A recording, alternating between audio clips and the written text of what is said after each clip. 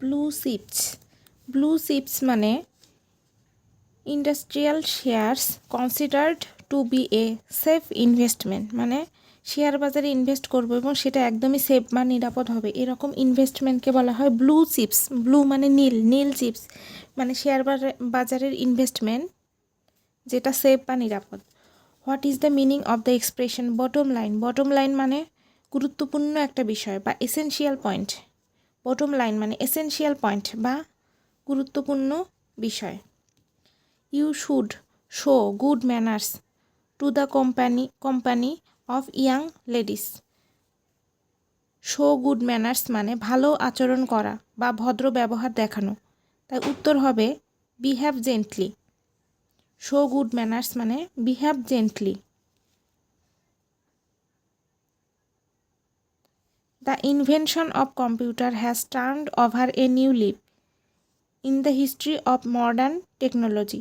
Leaf মানে পাতা, turned over a new leaf মানে নতুন পাতা গজানোর ক্ষেত্রে এখানে টেকনোলজিক্যাল প্রোডাক্টের ক্ষেত্রে নতুন চ্যাপ্টার বা অধ্যায় সূচনা হওয়াকে বুঝিয়েছে।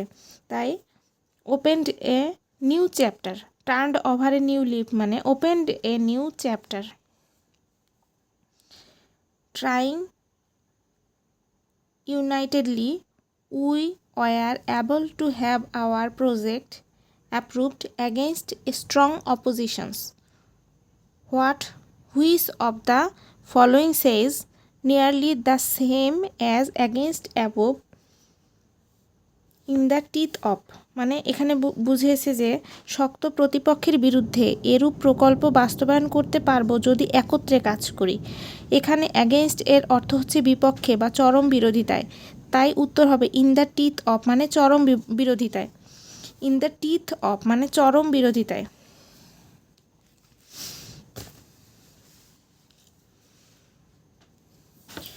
Not many people can commit such a heinous crime of cold blood. Cold blood মানে ঠান্ডা মাথায় বা সুপরিকল্পিতভাবে, তাই উত্তর হবে in cold brain and calculated thought. In cold brain and calculated thought. Cold blood মানে in cool brain and calculated thought. The condition of most slum dwellers is so miserable that it cannot be described in words. মানে bigger description মানে বর্ণনাতীত বা যেটা বর্ণনা করা যায় না সেটাকে বলা হয় বিগার ডিসক্রিপশন।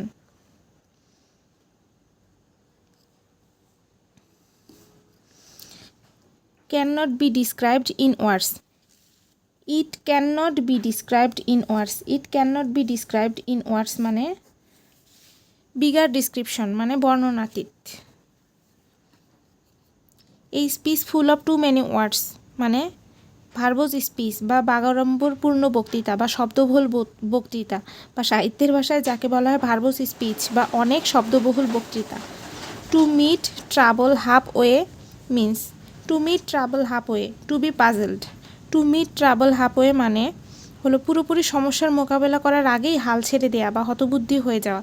হতবুদ্ধি হয়ে যাওয়া মানে পাজলড হয়ে যাওয়া, তাই অ্যান্সার হবে to be puzzled.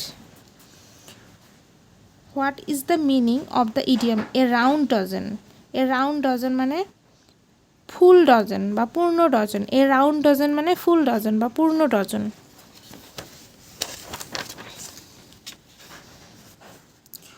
What is the meaning of soft soap? Soft soap মানে নরম সাবান নয়। অনেক সময় সাবান ছাড়া মানুষ তেলও ঘষে। তেল দেওয়া মানে আমরা বুঝি তোষামোদ করা, সেলফ বা নিজের কোনো মোটিভ বা উদ্দেশ্যের জন্যই মানুষ ফ্ল্যাটার করে মানে তোষামোদ করে। তাহলে সফট সোপ মানে flatter for self motives. Flatter for self motives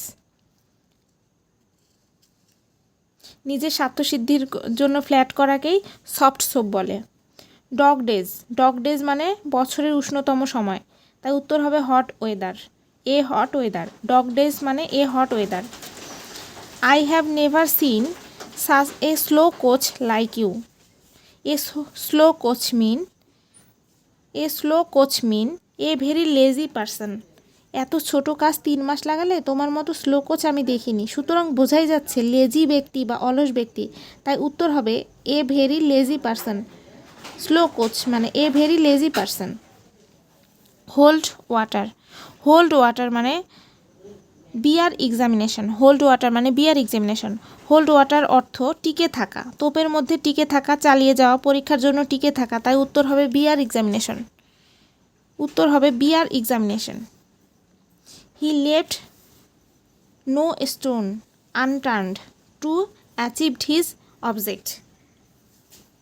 no stone unturned মানে এমন কিছু নয় যে সে করে নাই। তার উদ্দেশ্য বাস্তবায়নের জন্য সে কোনো ধরনের পাথর না উল্টায়নি এমন না। অর্থাৎ সব ধরনের পাথর উল্টিয়েছে, এটা বলতে বোঝায় সব ধরনের চেষ্টা করা। এখানে তাই উত্তর হবে সে লেফট নো স্টোন আনটার্নড, অর্থাৎ চেষ্টার কোনো ধরনের ত্রুটি না করা। প্রাইমা ফেসি মানে প্রথম দেখায়। তো উত্তর হবে the first view. Prima facie মানে প্রথম দেখায়, মানে at first view. Lose heart. Lose heart মানে be disheartened. Disheartened, be disheartened. Lose heart মন যদি হারিয়ে যায় তাহলে কি হয়? ডিসহার্টেন্ড হয় বা ডিসহার্টেন্ড হয়, বা কাজে কোনো মন নেই বা মন হারিয়ে যায় কখন? যখন মানুষ ডিসহার্টেন্ড হয়, তাহলে হতাশ হয়ে যায়। তাহলে লুজ হার্ট মানে বি ডিসহার্টেন্ড। লুজ হার্ট মানে be disheartened. Select the incorrect phrase. A foregone conclusion মানে শেষ।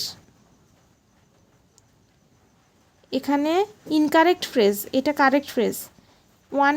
ইন এ ব্লু মুন এটা ইনকারেক্ট, এখানে হবে once in a blue moon. By leaps and bounds up মানে উত্থান পতন। ইন এ নাটশেল মানে সংক্ষিপ্ত। ইন এ নাটশেল মানে সংক্ষিপ্ত। Once in a blue moon মানে কদাচিৎ। Once in a blue moon মানে কদাচিৎ। তাই এখানে যেহেতু ইনকারেক্ট কোনটা ফ্রেজ বলছে তাই জন্য এটা হবে, কারণ এখানে ওয়ান্স হবে, এখানে ওয়ান আছে, এই জন্য এটা উত্তর। The phrase in black and white means লিখিতভাবে।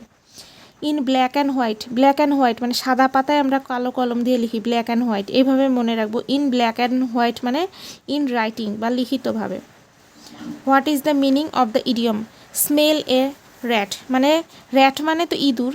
স্মেল এ র্যাট মানে র্যাটের গন্ধ পাওয়া বা ইঁদুরের গন্ধ পাওয়া। মানে সাসপেক্ট সামথিং মানে কোনো কিছুতে সন্দেহ পোষণ করাকে স্মেল এ র্যাট বা সাসপেক্ট সামথিং এটা বলা হয়। Run into depth.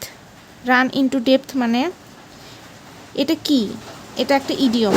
ফ্রেজ কতগুলো শব্দ নিয়ে গঠিত যাতে কোনো ফিনিট ভার্ব থাকে না। ফ্রেজের একটি অর্থ থাকে। ইডিয়ম হলো কতগুলো শব্দ নিয়ে গঠিত যাতে ফিনিট ভার্ব থাকতে পারে, যা শাব্দিক অর্থের সাথে কোনো ধরনের মিল থাকে না। এখানে উত্তর হবে ইডিয়ম। রান ইনটু ডেপথ মানে এটা একটা ইডিয়ম।